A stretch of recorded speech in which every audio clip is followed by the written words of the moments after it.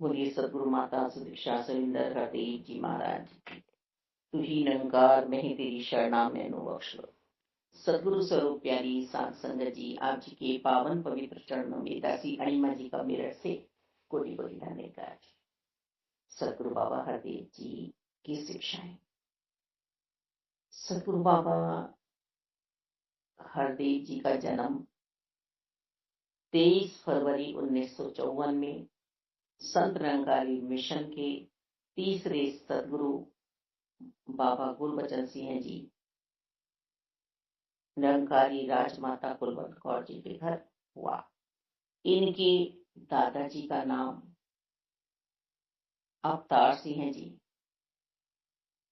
जो संत निरंकारी मिशन के दूसरे सतगुरु जी थे, और जगत माता बुद्धवती जी इनकी दादी थी। सतगुरु बाबा हरदेव जी की 4 बहनें थी। सतगुरु बाबा हरदेव जी की शादी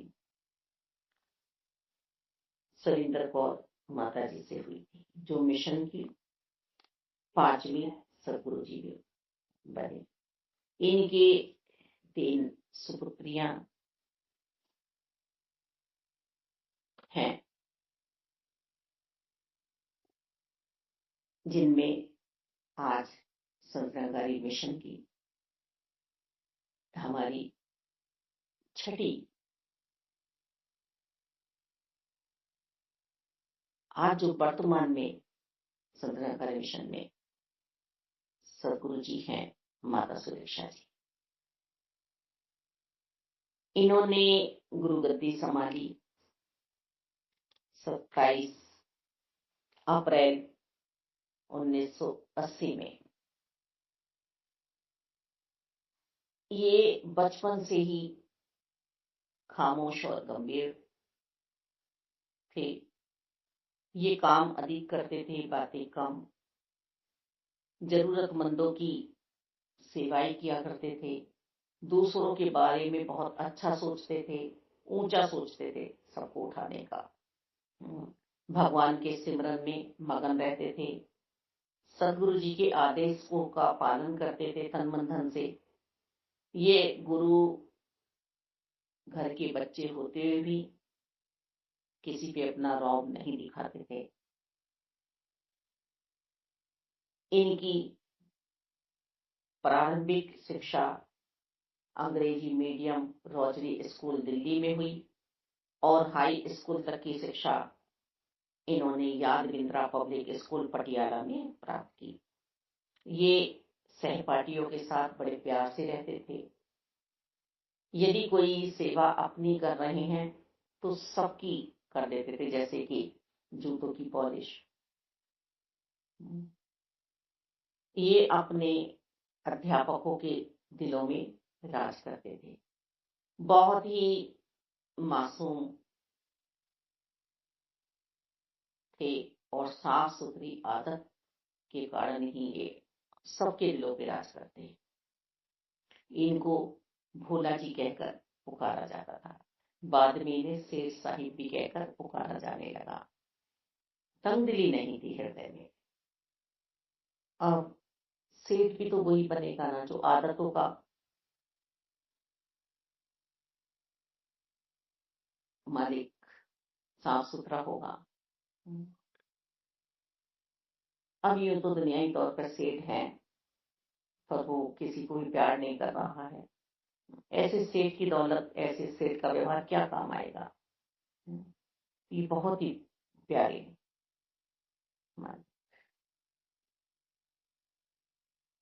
ये सभी के हृदय में राज करते। इन्होंने हमेशा दैवीय गुणों में रहने के लिए कहा। प्रीति, प्यार, नम्रता, सहजता, सरलता, सहनशीलता के दैवीय गुणों को हमें अपने में समा के रखना है। हमें चिड़िया जैसी शिक्षा संसार में बांटनी है कि एक चिड़िया के मन में ये भाव आ रहा है कि ये आग लग रही है और इसमें पानी डाला जाए।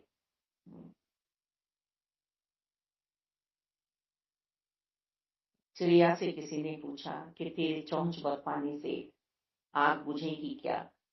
चिड़िया ने कहा, आग लगाने वालों में तो नहीं आएगा नाम। सतगुरु जी हमें समझा रहे हैं कि इस प्रकार हमें संसार में रहना है। गिलहरी पुल बनाने का काम कर रही है, रेत में लेटती है, फिर डाल जाती है। दीवार तो नहीं बना रही है, हमें दिलों से दिलों तक प्यार का पुल बनाना है, ना कि नफरतों की दीवारें बनानी है। सतगुरु जी समझा रहे हैं अमन शांति फैलानी है संसार में। गांव गांव गली गली जाकर पूरे ही विश्व में इन्होंने ये मानव को चेतन करने का पैगाम दिया कि हे मानव, तू जागृत अवस्था में आ जा, तू इंसानी जामे में आया है, इसी समय तो अपने मूल को पहचान सकता है। तू अपने आप को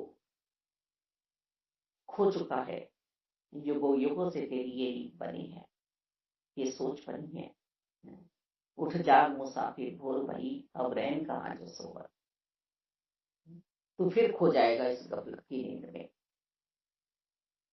तू उठ जा, तू भ्रमित मत हो, धर्मों की समाप्ति कर दे कि तू शरीर है। सबसे बड़ा भ्रम यही है, सतगुरु जी समझा रहे हैं। तू आत्मा है और आत्मा का बहुत लंबा सफर तूने तय किया है। सतगुरु जी हमें समझाते हैं लोभी लालची से भक्ति नहीं हो सकती है। दैत्य भाव त्यागने पड़ेंगे, अहंकार मोह लालच क्रोध ईर्षा सब त्यागने पड़ेंगे। माया गुजरान के लिए है, तन मन धन निरंकार को सौंप के तुम्हें निष्काम भाव से सेवाएं करनी पड़ेंगी।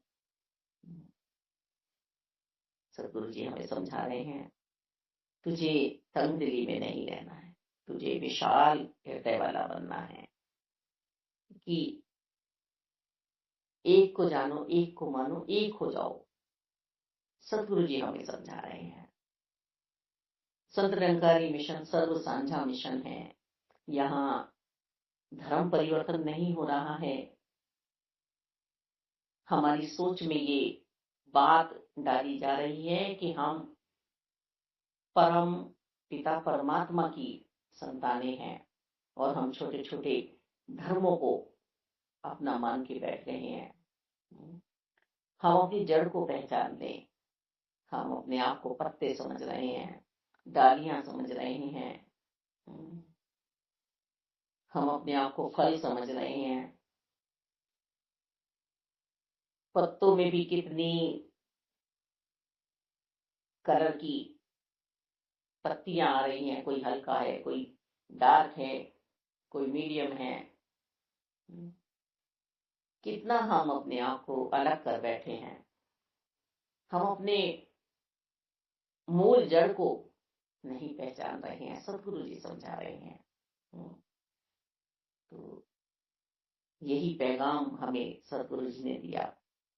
सभी इंसानों का एक ही राष्ट्र है निरंकार, तुम निरंकार से मिल जाओ परमात्मा से। सभी इंसानों का एक ही धर्म है इंसानियत। हे मानव, तू पशुवत व्यवहार मत कर। तो इंसानी जामे में आया है, मरने के बाद तेरा शरीर काम आने वाला नहीं है। पशुओं का काम शरीर जाने के बाद भी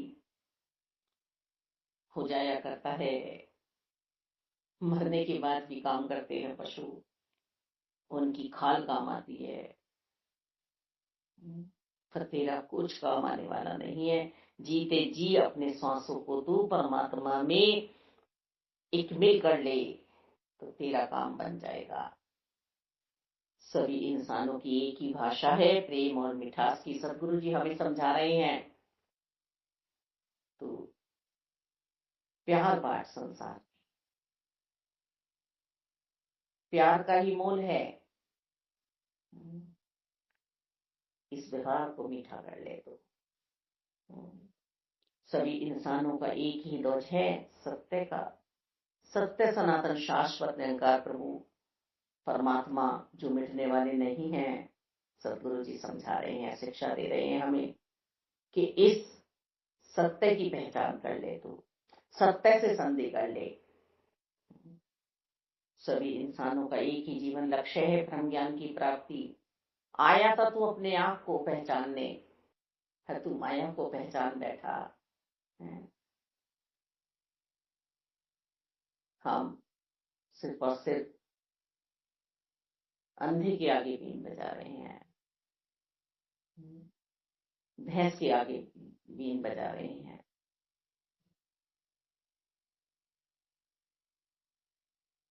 ऐसा हमारा व्यवहार हो रहा है। ये दिव्य दृष्टि जो मिली है, ये अपने आप को पहचानने के लिए मिली है, क्योंकि 5 तत्वों का पुतला मानव उठ नहीं पाया था। छठे तत्व की पहचान सदगुरु जी करा रहे हैं हमें। ब्रह्म ज्ञान का एक ही द्वार है, पूर्ण सदगुरु जी। वेद बता रहे हैं, पुराण बता रहे हैं, गीता जी बता रही हैं, रामायण जी बता रही हैं, भागवत जी बता रही हैं, अन्य धार्मिक ग्रंथ बता रहे हैं कि सत्य की पहचान सिर्फ और सिर्फ सदगुरु जी ही करा सकते हैं। ये बिचौलिया जब हमारे जीवन में आ जाते हैं तो हमारा काम बन जाता है, माया का पर्दा हट जाता है। यही शिक्षा है मेरे सदगुरु जी की। ब्रह्म ज्ञान की प्राप्ति का फल है आत्मिक आनंद। जब आत्मिक आनंद आता है तो समरस आता है। सबको हम समभाव से देखने लगते हैं, एक ही दृष्टि से हम सबको देखते हैं। हमें एकता का एहसास होता है कि हम सभी एक ही परमपिता परमात्मा की संतानें हैं। फिर जैसा हमारे सदगुरु जी हमसे चाह रहे हैं, हम भाईचारे से रहते हैं। सभी संत महात्मा बड़े ही प्यार से जीवन बिताएं, यही सदगुरु जी की शिक्षाएं हमें दी गई। सदगुरु जी ने जब सन 1980 में सदगुरु बाबा गुरबचन जी का शरीर का बलिदान हुआ, तब भी संतों से महात्माओं से यही समझाया कि हमें गुस्सा नहीं होना है, हमें खून नालियों में नहीं नाड़ियों में बहाना है, क्योंकि ये खून संजीवनी बूंद साबित होगा। इसका एक एक कतरा जिस भी मरीज के शरीर में जाएगा वह स्वस्थ हो जाएगा। तो हमें सहनशीलता का पाठ पढ़ाया कि बड़े से बड़े संघर्ष में समय में भी हमें सहनशीलता का परिचय देना है। ज्ञान हमें कभी भी गिरने नहीं देता है। ब्रह्म ज्ञान प्राप्ति के बाद सेवा सिमरन सत्संग करने के लिए हमें समझाया गया। ये भी समझाया सदगुरु बाबा हरदेव जी ने कि गुरसिख सेवा सिमरन सत्संग की कमाई करता है, निंदा नफरत में फंसकर उसको गवा बैठता है। कमाता सैकड़ों में है, गवाता हजारों में है। गुरसिख निंदा नफरत से बचा रहे हमेशा, तो दातार उसकी झोलियां हमेशा सुखों से भरता रहेगा, क्योंकि आनंद समाया है अंदर, आनंद प्रकट हुआ है। मथानी ये चली है सतगुरु जी की, तो अब आनंद उमज के आया है हमारे दातार। सतगुरु जी जैसा कोई दाता नहीं है और सतगुरु जी जैसी कोई मत नहीं है। तो सिर्फ और सिर्फ सेवा सिमरन सत्संग से अपना नाता जोड़ दे तो उधार चढ़ा लेता है अपने ऊपर। सतगुरु जी हमें समझाने का प्रयास पूरा पूरा कर रहे हैं। सतगुरु बाबा हरदेव जी ने मिशन के फैल रहे रूप को मुख्य रखकर मार्च 1987 में जनरल बॉडी कॉन्फ्रेंस दिल्ली में बुलाई। इसमें प्रचारकों, मुखी प्रमुखों और सेवा दल विभाग के यूनिट इंचार्ज और क्षेत्रीय संचालकों को आपने मसूरी कॉन्फ्रेंस 1973 के हुए फैसलों को पूरी तरह क्रियात्मक रूप देने का आदेश दिया। महापुरुषों की राय को मानते हुए 24 अप्रैल के मानव एकता सम्मेलन से एक दिन पहले दिल्ली और मुख्य केंद्रों में रक्तदान कैंप लगाने का फैसला किया गया। संत महापुरुष के खून का एक एक कतरा भी जिस मरीज को मिलेगा वो उसके लिए संजीवनी बूंद साबित होगा। आपने कैंप लगवाए, जैसे नेत्र का कैंप, पोलियो की दवाई पिलाने का कैंप, अन्य रोगों से पीड़ित जन साधारण को रिलीफ देने के लिए भिन्न भिन्न केंद्र लगवाए गए। आप जी ने कॉन्फ्रेंस में पब्लिसिटी कमेटी, शिक्षा विभाग की प्रबंधकीय कमेटी, भवन निर्माण कमेटी, प्रचार कमेटी, कई कमेटियों का निर्माण किया गया। सतगुरु बाबा हरदेव जी ने समाज सुधार और लोक सेवा के कार्यों में खास तौर पर प्राकृतिक प्रकोप के समय सेवा दल के सदस्य और संत जनों के कुशल सहयोग देने के लिए प्रोत्साहित किया गया। आप जी ने यही समझाया कि संत महात्मा परोपकारी हृदय के होते हैं और ये सेवा बढ़ चढ़ के निरंकार के साथ कर सकते हैं। कोरोना काल में भी हमने अभी देखा कि संतों को कोरोना ने छुआ नहीं, और बल्कि संत निरंकारी मिशन में सदगुरु माता सुदीक्षा जी की कृपा से कोई भी बीमार नहीं हुआ हमारे दादा जहां सेवाएं चल रही थी।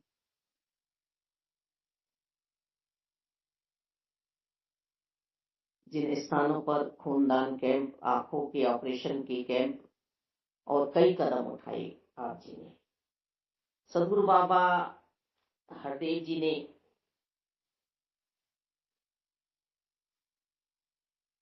वृक्षारोपण भी करवाए, इसी भाव से कि हरियाली लहराती रहे, हर किसी को छाया मिले और पर्यावरण भी हमारा संतुलित रहे। सफाई अभियान भी चलाया सदगुरु बाबा हरदेव जी ने सरकारी स्थानों पर, सड़कों पर, कि जिस प्रकार से सत्संग में मन की सफाई होती है उसी तरह संत महात्मा ये प्रेरणा दें कि हम सार्वजनिक स्थानों पर भी किस तरह से सफाई कर सकते हैं। सादा शादियों का भी संदेश दिया कि कोई उधार संधियों पे ना हो। आप जी ने नशे पर भी प्रतिबंध लगाया। सिर्फ और सिर्फ एक नशा जब हमें परमात्मा का हो जाएगा तो समाज का कल्याण स्वयं से ही हो जाएगा। मालिक सदगुरु बाबा हरदेव जी ने हमें शिक्षाएं दी कि हम अपने कर्मों को बड़ा करें, किसी के कर्मों की लकीरों को हम मिटाएं ना, किसी को दुख ना पहुंचाएं।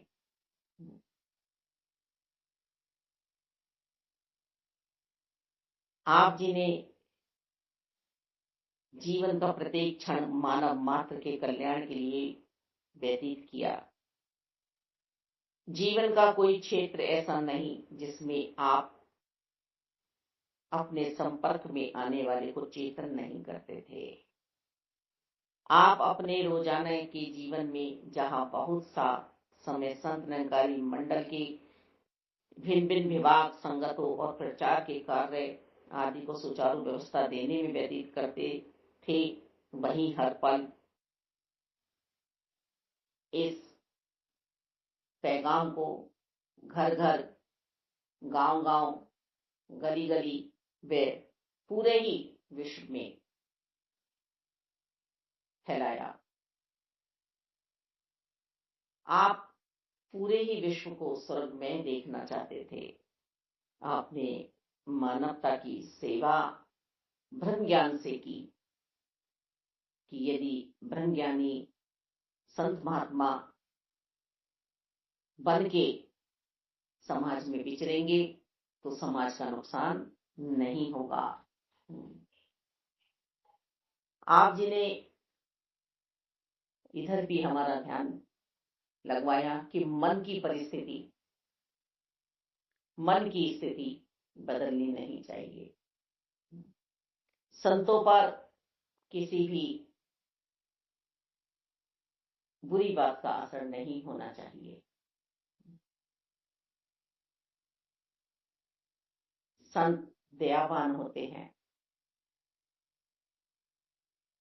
जिस प्रकार नदी अपने जल को नहीं पीती है, परोपकार करती है, पेड़ अपने फल को नहीं चखता है, केवल दूसरों को देता है, इसी प्रकार संत भी दुनिया के लिए परोपकारी साबित होते हैं। आप जिन्हें गृहस्थियों को भी साफ सुथरा बनाने की योजनाएं बनाई कि यदि गृहस्थियों में हम बुरी आदतों से संन्यास ले लेंगे,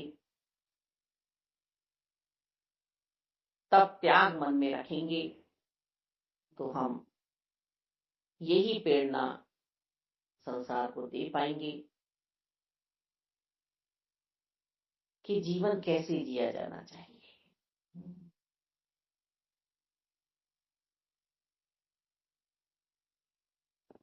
हमारा जीवन प्रेरणादायक होना चाहिए, हम किसी को प्रेरित कर सके। सदगुरु बाबा हरदेव जी हमसे यही चाहते थे।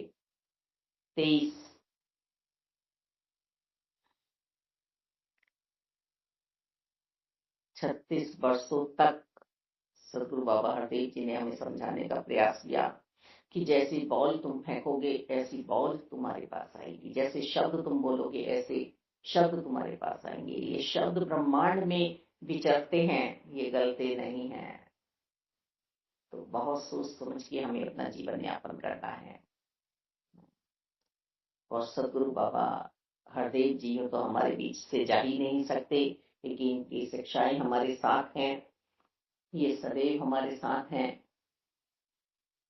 अर्थात इनका शरीर जो माया रूपी था वह चला गया